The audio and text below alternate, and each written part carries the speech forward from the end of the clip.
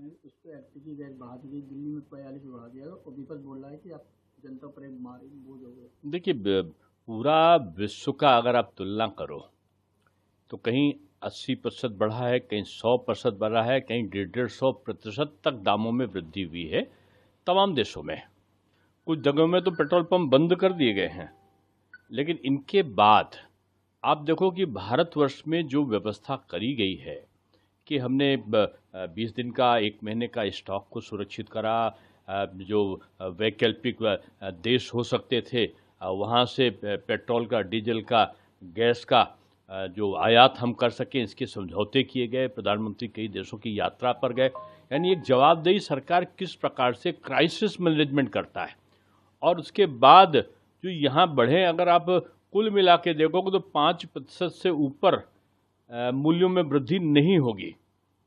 तो ये एक संक्रमण काल है।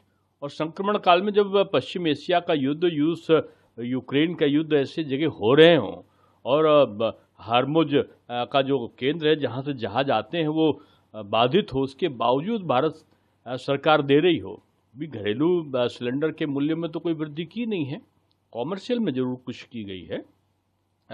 ये निश्चित बात, ये असामान्य समय है।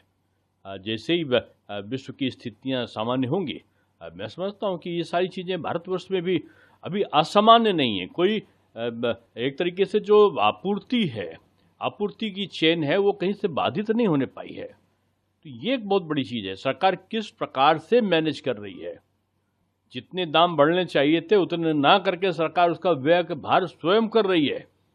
पिछली सरकार ने जब दाम बढ़ाए थे तो कई लाख करोड़ रुपए का भुगतान वर्तमान सरकार ने किया है। जब गैस में मूल्य ना बढ़े उसके लिए उन्होंने पेट्रोल कंपनियों से बॉन्ड्स जारी किए थे मनमोहन सरकार ने, उसका सारा भुगतान वर्तमान सरकार ने किया है। तो मैं कह सकता हूँ कि जवाबदेही सरकार है।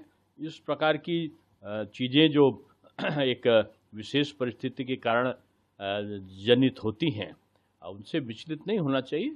विश्वास रखना चाहिए। प्रधानमंत्री ऐसा जिम्मेदार व्यक्ति नेतृत्व कर रहे हैं देश के, इस भारत का, तो कोई संकट जनता पर ना आए, ये सबसे पहली चिंता तो प्रधानमंत्री की है। जा रही हैं बंगाल में, तो कुछ ना देखें।